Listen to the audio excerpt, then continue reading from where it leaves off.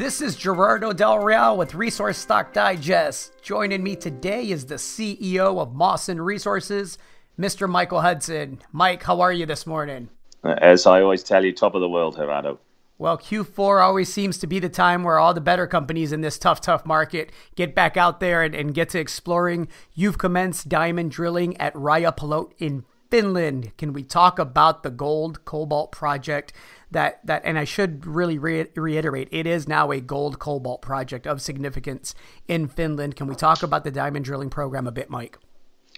Sure, Gerardo. So we came out of a 16-kilometre drill program that finished around April this year, and it's taken quite a number of months to pull all that together. And then we've re-assayed over 7,000 results from that program and earlier drilling around mineralized intersections for that cobalt, to assay for that cobalt and other elements.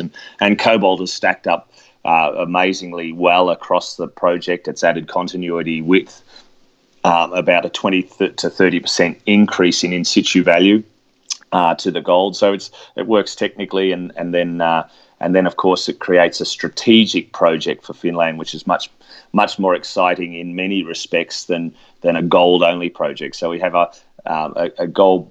The gold will drive the project. The cobalt will add a sweetener from both the strategic and the technical point of view. And then this is our first drill program. Post all of that work, 2,500 metres we're drilling in areas where we're permitted to drill all year round. The snow is not started yet in earnest. I know we had our first snow up there a few days ago in northern Finland, but really winter drilling starts in late December. So this is drilling on non-snow conditions in the Hirvimaa area, which is north and east and south of the very good work and intersections and results, and where we're putting a maiden resource together in around the Rajapalot area itself. Now, when we talk about the Rajapalot area and we talk about the resource, is it going to be a gold and cobalt resource? Because I mentioned off the top that this is now an important gold cobalt project. There's some very significant and frankly, very important cobalt credits to that project now that have emerged recently. They're not new to you, but again, I give your team credit for not wanting to publish those results in the public domain until you were sure that it was a legitimate cobalt credit that could be of importance to this project. Can you speak to that a bit, Mike?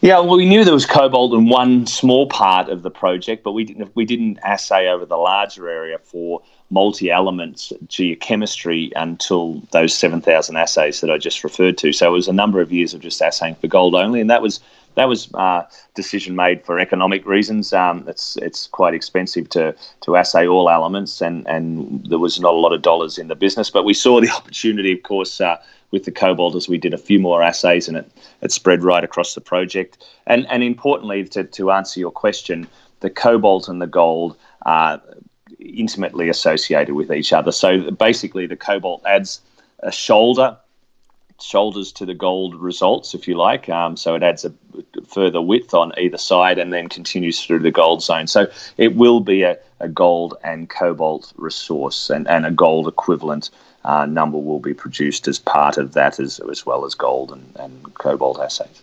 Excellent. So just to summarize, what do the next couple of months, or I should say the next quarter, look like, Mike, for Mawson Resources? Very busy, Gerardo. We've got around 10 million cash in the bank.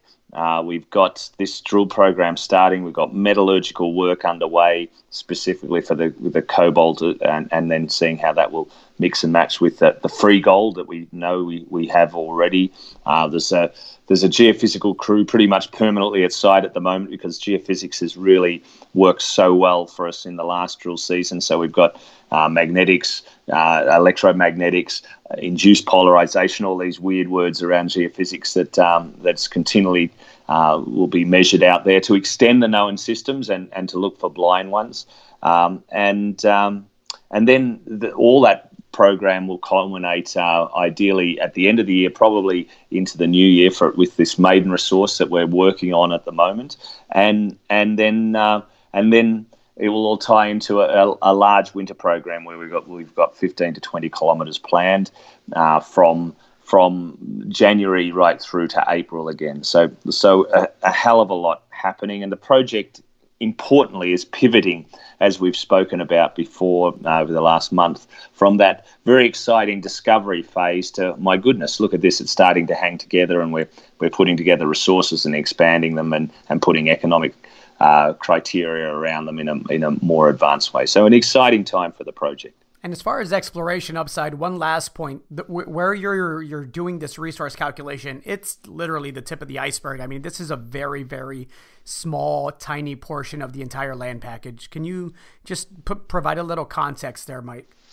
Yeah, it's a good point. I mean, it's always a difficult one to work out when to put out a maiden or an initial resource, but we've made the decision to do that now. We've tested probably 5% of our host horizon within our land package, simply put. So there's a lot of work to do, and the initial resource will be reflective of just that 5% of the area that we've tested. Fantastic. Mike, thank you very much for your time. Appreciate it. Thanks, Gerardo. All right. Bye, Mike.